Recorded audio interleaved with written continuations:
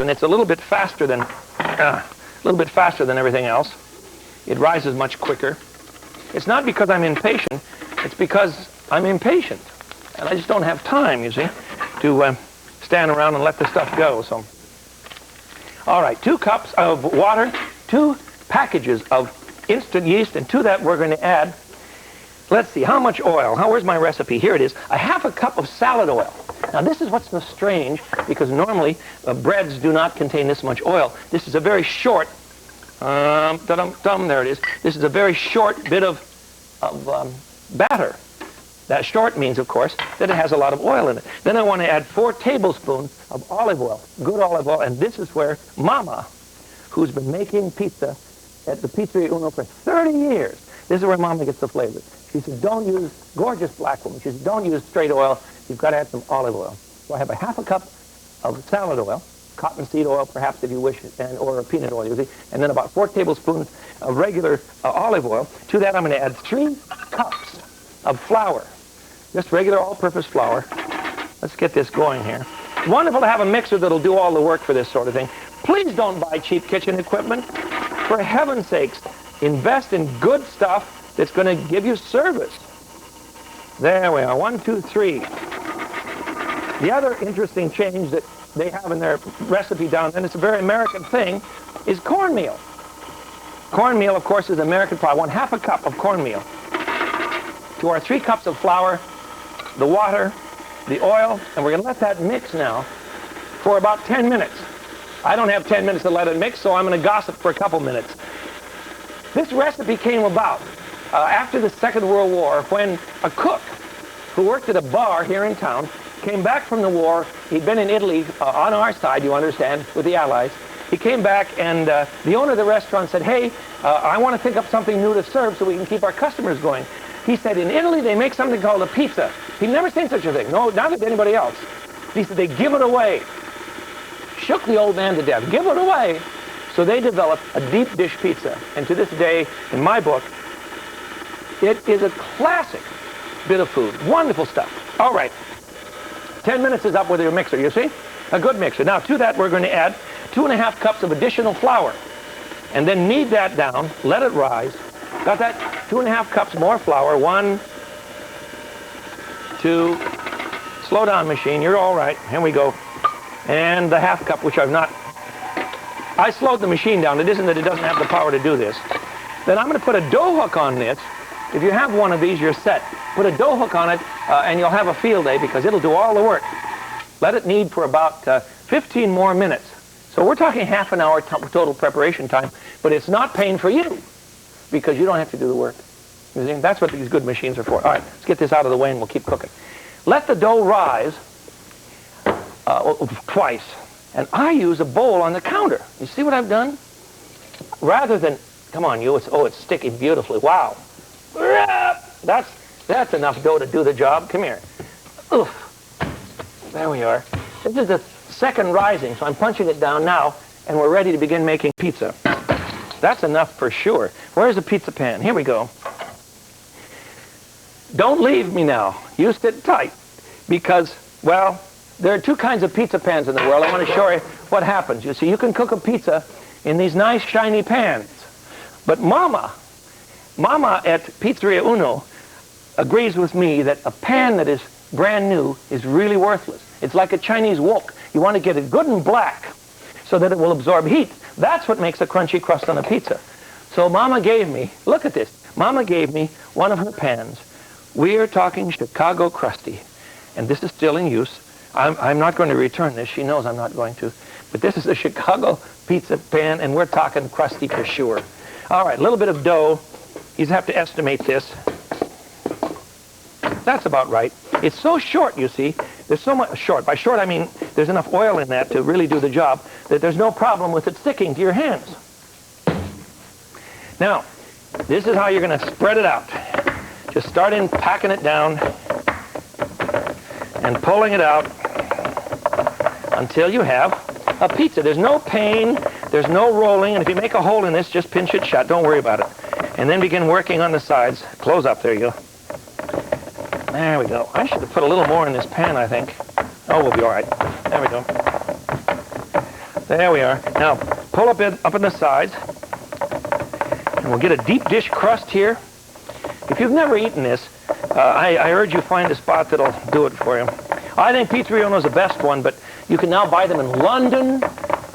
Deep dish pizza, Chicago style, very popular in London these days. We've had all kinds of characters go over and do this. Push it up to the sides a bit. Now, when you look at the ingredients, when you put the pizza together, it's not at all what we normally do in this culture. You put cheese on the bottom, and it is not grated. These are slices of good mozzarella. Mozzarella. No, you've never seen anything like this in Italy, I admit it. It just doesn't happen.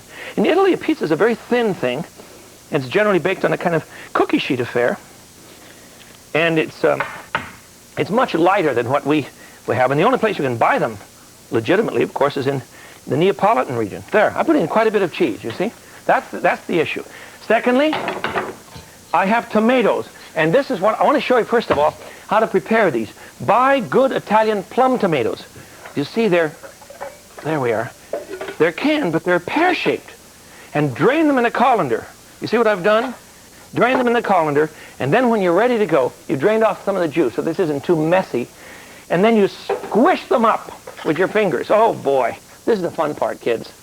Oh, yes, yes, yes. Squish them up, and then put them on the pizza. It's just tomatoes, you see? There we go. There we are. Just put them right on here. I don't quite have enough in this container. This is an awfully big pizza. This will feed 45. I'm exaggerating. You're wise to me, aren't you, huh? I have some more here.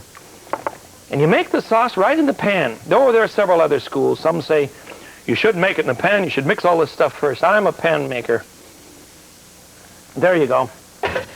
Now, let me wipe my hand off here, and we'll put on some other ingredients.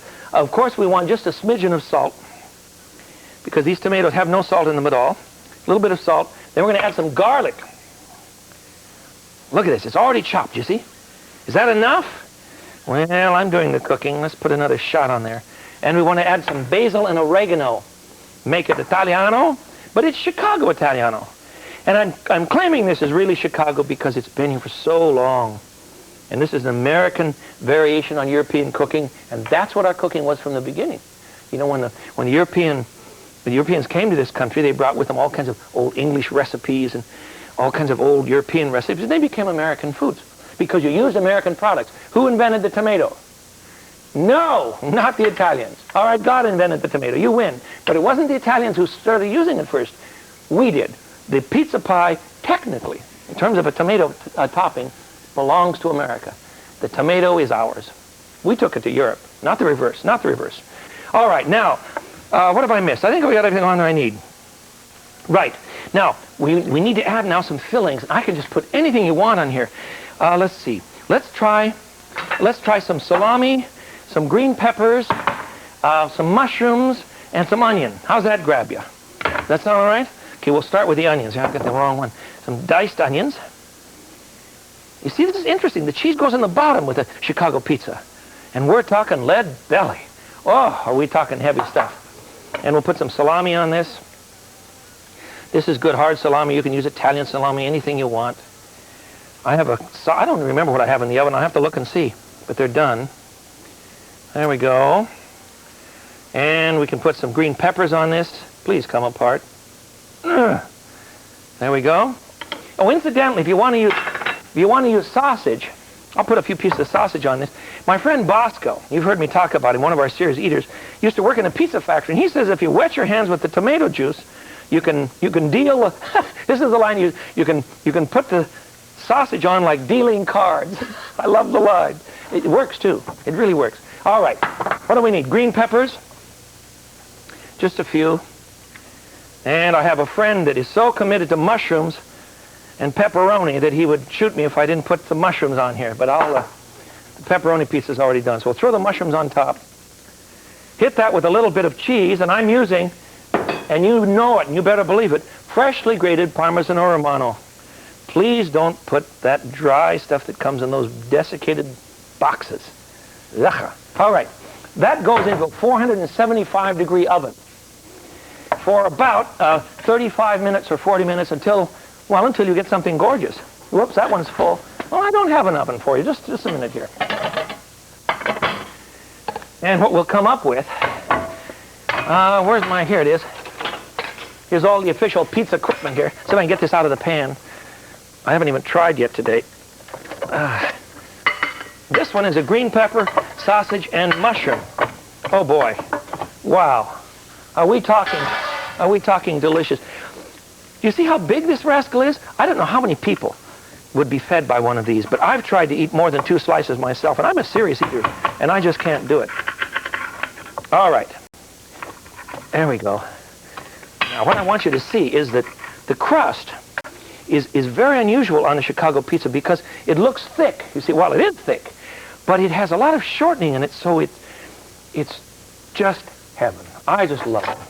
All right, let's put a pizza. I have a couple more here for you, too. We'll put one out. And I have a, where are all the pizzas? Here's one. Here's a, I don't know what this one is. I have no idea, but it sure looks good. Got to decide when I get it out of here. Here's a bit. Oh, this one is mushroom. Here it is. This is for my friend. Mushroom and pepperoni. That's murder. And I have another one. You can go into a restaurant in this town. You know there are 2,000 pizzerias in the city of Chicago. 2,000. This one is mushroom, green pepper, and something else. And I'll taste it later and find out what it is. But I've told you about the meat. You can put all sorts of things in there. That's a Chicago pizza. It's not that skinny kid stuff that you buy in little pizzas out in the West Coast, little pizzerias in the West Coast. 2,000 pizzerias. That should give us a right to something. All right, second thing.